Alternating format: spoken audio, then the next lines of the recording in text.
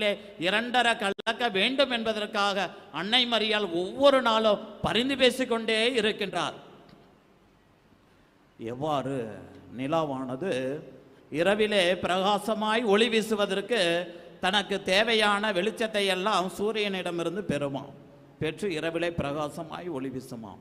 அதுபோன்று தன்னை நாடி வருகின்ற எல்லா பிள்ளைகளுக்கும் மக்களுக்கும் தேவையான வரங்களை எல்லாம் தான் திருமகனிடமிருந்து இந்த அன்னை மரியாள் புதுமை அன்னை நிறைவாக பெற்று தருகின்றார்.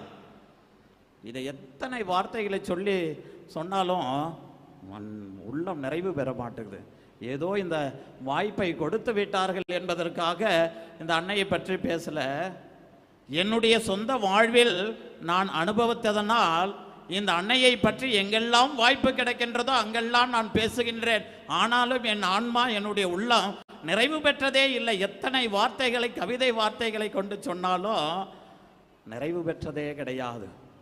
அதுதான் புனித பொன்வாய் அருளப்பர் சொல்லுவார், என் உடல் முழுவதும் நாவாய் மாறினாலும் இந்த அன்னையினுடைய புகழை பாடி தீர்க்க முடியாது என்று சொல்லுவார்.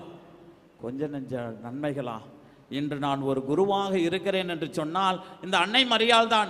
நான் குருமடத்திலே சேர்ந்த அந்த வருடத்திலே நான் என்னென்னமோ கனவுகள் எல்லாம் நினைத்து கொண்டு இப்படியெல்லாம் இருக்குமோ என்று நான் குருமடத்தில் நுழைந்தேன்.